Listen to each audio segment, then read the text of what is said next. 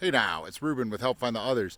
As always, want to start out with gratitude for everyone that gives a thumbs up and downloads our podcasts and shares our stuff with a friend who shares it with a friend, and whatever you guys do to keep this going along. I'm eternally grateful, and you know that as always. So today I wanted to show you guys a place that and tell a little story here.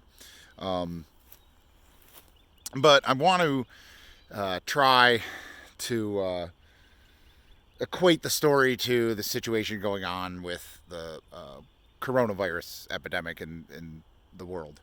And I know it's coronavirus day. You've probably gotten an email from every email list you're on, and your Facebook feed and Twitter is full of it, or you had some meeting at work to go over protocol, whatever. I mean, today just seems like it's just really ramped up to where everyone's taking it seriously and has to make a stance on it or a policy or whatever. And so I'm not trying to jump on that bandwagon. I just wanted to kind of put my ideas out there, and maybe all of this won't age well. I'm not real sure. And I don't know. People probably don't care what I have to think about it, but,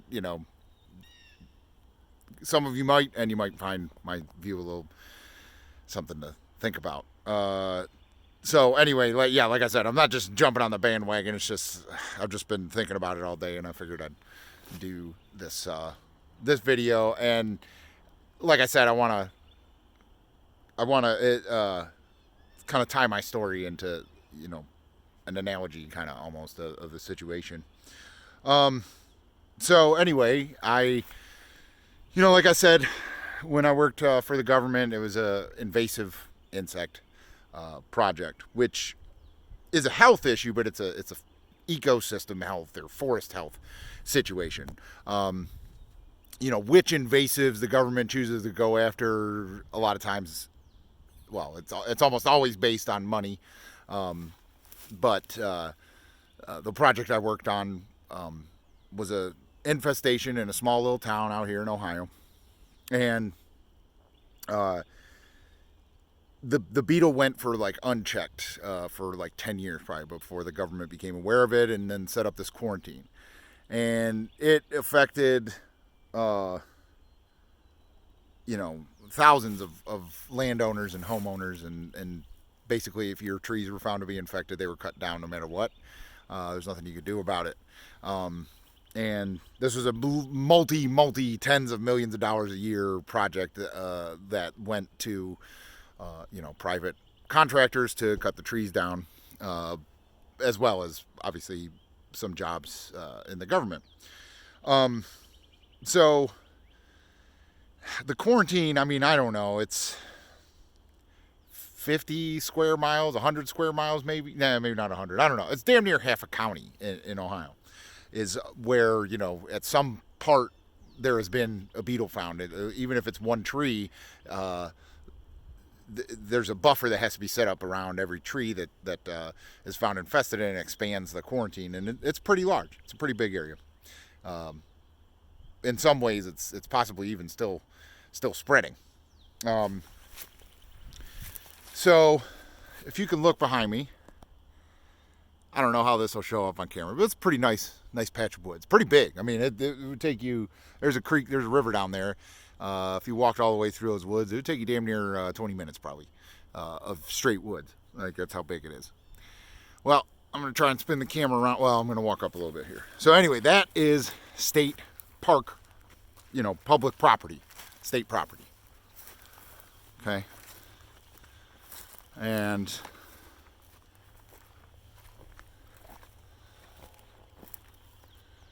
I don't know if that shows up. Pretty barren, right? And then you start to see some other woods there. That is private property. And so whenever this project is going on and there's plans that are going to be implemented, and I think there was a monthly town hall meeting where all the directors and government officials would come and talk about what's going to be done and answer questions from concerned citizens, they would all, everyone would always ask, what about the state park? What about the state park? And this is where the tricky politician talk that I want to point out would come into play. They would always say, we have not found any evidence of the beetle in the state park. And people would be like, oh, that's good. What they wouldn't say, because no one ever asked, is, well, have you looked? Because the answer is no. So it's pretty easy to say there's no monsters under the bed if you didn't look, right? So they didn't put any, they didn't spend any budget on the state property. They just wanted to believe it wasn't there. Well, the reason I point out that private property there is, after surveying that property, which shares, their back property line is the state park, the state land.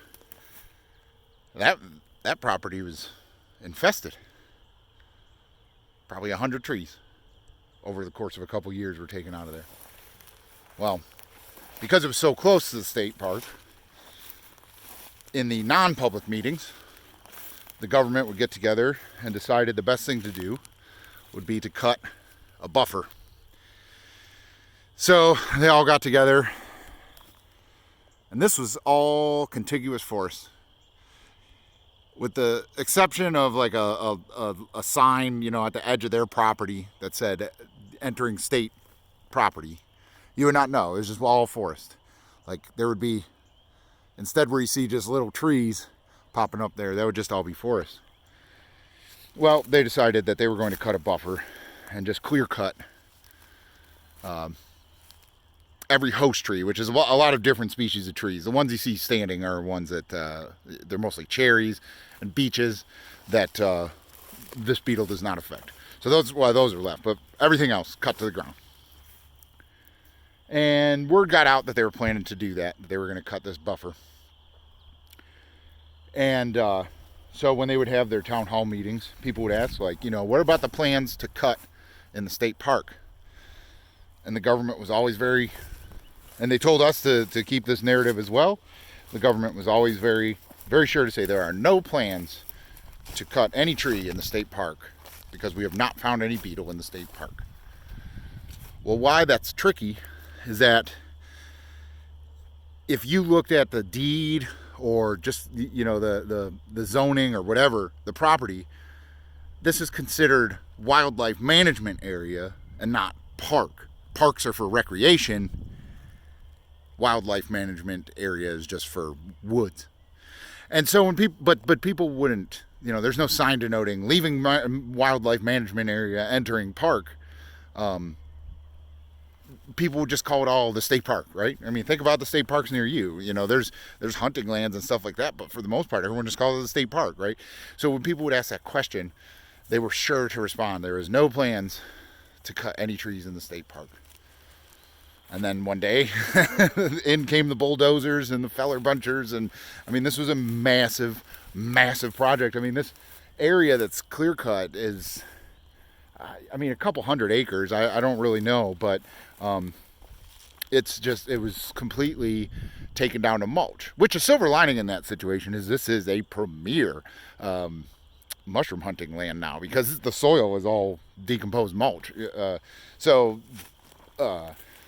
It's great for that. But and I've spread a lot of ovoid spores here, so hopefully those take off at some point. But anyway, what I was getting at is that that's two instances on a small little project to where the government, in an effort to be upfront and open, was very, very much lying and tricking the people into thinking everything's okay. And I think you can see where I'm going with this. This isn't going to be a huge anti-government rant concerning coronavirus. But the other thing I want to point out about this situation is, okay, so that's the infested area. That's the uninfested woods. So I already said that this beetle, over the course of 10 years, took over an area of square miles, 50, 60 square miles, whatever. So why would anyone believe that, like, you just cut the trees in between those trees over there and 150 yards the other way, there's the trees you're trying to protect, and we're just going to be like, oh yeah, there's no way that beetle will get over there. You know, obviously, they invested a lot of money. Just this clear cut alone, I imagine, was a couple $1 million. You know, just to make money for a contractor, because it didn't work. A couple years later, guess where they found the beetle? In the state park. And, you know, they never really had to backtrack or anything. They're just like, oh, well, that's what happens. And their go-to with it is that, well, people came into the park to camp and they brought firewood, and that's why it came in. You know, just push the blame on. Don't take any of the blame on yourself, which is standard government thing to do.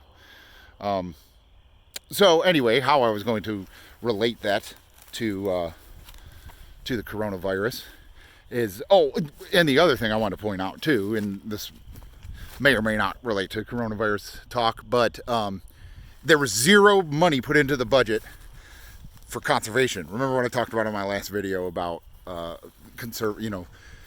managing plant populations to restore stuff to a natural environment. They did none of that here. There is invasive plants all over. I don't know if you can see. It probably doesn't show up, but I'll show you over here. This vine right here, this is Japanese honeysuckle. Horribly invasive. And everywhere there are trees coming back, you know, and they didn't plant these. These are just kind of volunteers from floating in on seed. But there's a lot of sycamore and tulip poplar and locust and stuff like that coming in, but they're all getting swamped out. I mean, you can see this guy's the tulip poplar. He's trying to grow. He's trying to get above the grass to get sunlight, and this vine is taking him over. And that's all. I mean, it probably doesn't show up on the camera, but that's all you can see in there. There's no budget to pay anyone to come in, any ecologist to be like, oh, we should plant these kind of grasses and this and that. And then, no, they didn't do anything. All he did was just cut the trees down. And like somebody came in as a test plot and plotted some chestnut trees. But it's more to study the trees because, you know, there was a chestnut blight. Let me show you here. So this is a chestnut. Hold on. The brown leaves. And there was a chestnut blight. All the chestnuts were wiped out in this country. And they created one that has enough of a Chinese chestnut genetics in it to keep it from getting the fungus that causes it to die. And so someone came and planted 100 of those in here, and you know, they're probably researching them to see how they're growing and what their survival rate is and stuff like that. But in no way is that a conservation effort to restore this. You know, they could have made this a nice prairie or savanna area. You know, there's some nice stuff coming in. This is wool grass. That's a good wetland plant. But that's about the only good thing I see in here, other than the trees, which are getting swamped out by the vines. So there's the government that, you know, even in the small amount of money it would have taken to make it right, they chose not to do it. That's where they chose to cut corners. So like I was saying, to me, in my head, I'll try to get this out right, but it may be jumbled up and rambly, I don't know. But this is the point I wanted to get across about the coronavirus. And my main point that I'm going to try to come back to with all of it is that your health and your safety are in your own hands to some extent. There's some of it that's out of your hands anyway. And, you know, there needs to be some acceptance there. Like, if what they're saying about this pandemic is right, then most of us are going to get sick. But it's really up to us to make sure we're healthy, make sure we take care of our immune system with supplements and diet and exercise and getting enough sleep. We have to do those things. They were important 2 months ago when we were talking about it and on our Discord and stuff like that, when, you know, the kind of health stuff we talk about. But they're uber important now. And the reason I say that is the panic going on seems to be caused by two things: misinformation and misinformation. And so you don't know, right? The government, their first stance was, this administration, the U.S. government at least, was that it was a political hoax. That was the first thing the president said about it, that this is the party that's not me trying to make me look bad. What a terrible thing for someone in that position to say, but that's what he said, and half the country is like, yeah. Well, I think everyone's kind of changing their tune. It's getting a little more real as the numbers are going up, and that is only going to go up. Maybe this video won't age well, but I totally expect as more and more people start going and getting tested, and they make testing more available and cheaper, that, we're going to see those numbers go up. Someone is going to get sick. Someone may die. Things are going to get very real for people in the next couple of months, and the panic has just started, honestly. So, as far as combating the misinformation, you have to stay in the middle. You have to get a view of everything, because, like I was saying, you can't trust the government. They're gonna downplay it. They're gonna do the wrong thing. They just approved $8 billion or $8.6 billion to fight it. I guarantee you $7 million of that will be wasted and not do a goddamn thing. If there's one thing I know about government budgets, it's that they're bullshit. And the people that decide how they get spent and how stuff actually gets implemented are not people you can vote for. And they will do what's in the best interest of the contractors. We blindly want government to keep us safe. And, if there's not an epidemic or whatever, we blindly let them keep us safe through military actions, which they start and are funded by government contractors that make all the money off of it. We only go into military operations where there's money to be made, right? And so I think there's a lot of similarities there. When there's a pandemic, the government will act the same way. Somewhere with that budget, that $8.6 billion to the CDC, somewhere it'll be spent to buy a bunch of shit we don't need to give to people, like masks or whatever. I don't know. I don't want to get too far in the weeds there on that. But I have 100% faith that the government will not spend most of the budget that has been given to them to fight this correctly. And I have 100% faith that they will lie about it. And if they get caught lying about it, they will pass the blame onto some other reason, some other country, some other government, whatever. That will happen. So you can't follow the government. You can't follow the mainstream media, because they're going to hype it up and make it seem worse than it is, because that keeps you paying attention, that keeps you clicking, that makes you buy the articles. And then you also can't pay attention to the conspiracy theory alternative media. You should check it out, though. I mean, there is some conspiracies about this that I've seen some pretty good proof that it could be possible, as far as like that it's a bioengineered weaponized virus, or that some of the videos out of China, or whatever, like the stuff that's happening that like we have to take from another source. The mainstream media isn't covering it, so you have to follow alternative media. Like, some of it may be true, but some of it may be not. And it doesn't change the point I want to get across. That your health, your safety is in your hands. And your worries and your concern should be focused on your path, your neighborhood, your family. We cannot allow the fear, whether it's warranted or not, to make us, not trust our neighbor, to not talk to them, not see them, not share food with them.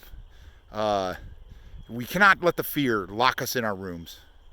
And you get in this negative feedback loop of like, you stay home from work because you don't want to get sick, and you sit there and watch, alternative media and just get upset and worried. And then you go to the store, and that's how you end up going to the store and fighting someone over toilet paper. It's like any of those videos you see of that shit going on, like, those people, they got I don't know, man. They let the fear get them, and we can't let the fear divide us anymore.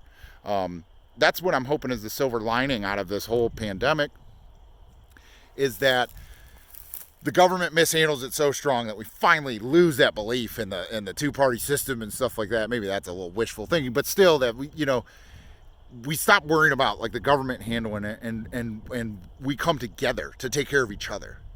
Even though they're warning, stay away from each other. Yeah, stay away from large groups of people, especially like a concert or something like that, where people are coming in from other places and traveling there, and it could be spreading or whatever. But still go to your Boy Scout meetings. Still go to see your friend's band play.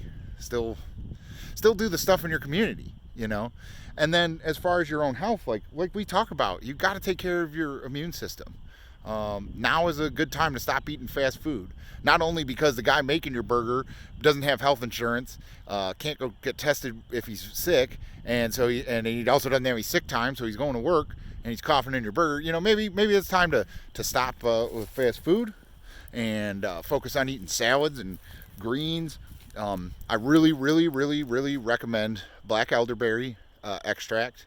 I take about 3 grams a day, and I mean, you could buy 100 1-gram pills at CVS for like $10. That has some really good antiviral properties. And this is all goes back to like the plant medicine thing. You definitely want vitamin C, but you want to eat vitamin C, not just take the pills. Eat oranges, strawberries, stuff like that. You definitely want to look to the fungal world. You want like some vitality blends, immunity blends of mushrooms from good reputable companies. Chaga mushroom is supposed to be really antiviral. Agarikon, reishi, turkey tail, like something that has all that in it. You want to get that. We talk about Wim Hof all the time. I mean, I don't know there was the research he did with getting injected with bacteria and fighting it off with his breath and meditation. It can't hurt, like to put yourself in a good mindset to not get sick. I think that can go a long way to where even if you do get sick, all these things I'm talking about will help you be stronger and fight it off and not have it be so severe. And also your body, it won't be as much of a breeding ground for this virus, that you won't spread it as much. So that's what I mean. It's all in your hands, and that's all you can control. And you have to accept what you can't control. And I see the panic really taking hold in a lot of people,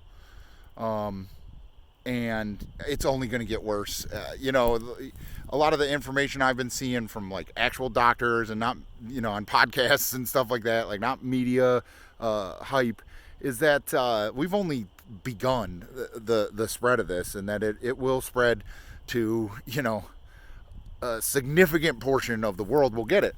And you just have to be prepared for that. I know a lot of people are like, stockpile this and that. Yeah, you want to stockpile a little bit of food and stuff like that, just in case there is like a doomsday scenario. But if there's some major break in the supply chain to where like just like the economy is shut down, you got to go back to nature, and it's all on you at that point.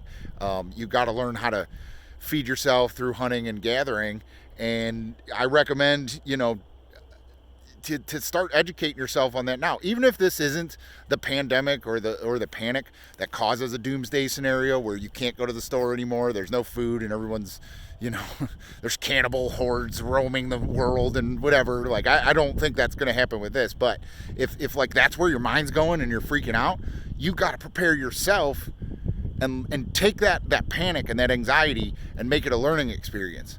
Learn how to forage for edible foods and mushrooms, and learn how to hunt, learn how to take care of yourself. That'll go so much farther than just stockpiling in a bunker, So like I said, I don't see the coronavirus getting to that point. Maybe I'm starting to ramble a little bit there, but when you do feel that anxiety and panic, turn that energy around into something useful and make it a positive thing. Like I said, out of all of this, I hope there is a silver lining in my positive thinking with this, is that like we all come together because of this. And like, man, that could have been really bad. It wasn't that bad, but we got to fucking fix some shit. And maybe that's what happens with all this. I hope. Maybe I'm wrong and this is the end of the world. I don't know. Either way, I'm not too like panicked or upset about it because I'm just taking it in stride and controlling what I can. And I hope you guys are too. I think you are because, you know, everyone that pays it, you know, the 50 people that watch these videos and stuff, like, you all vibe with me and you're probably in the same boat. So, yeah, like I said, stay safe. I love you guys. I don't think we're going to have a podcast episode this week. I hope everyone enjoyed last week's. If you haven't listened to Joel's, it was amazing. Talking about his ayahuasca healing. And we'll be back with a podcast episode next week, I imagine. Yeah, like I said, stay safe. Be healthy. Don't panic. Love you guys. Thanks for helping find the others.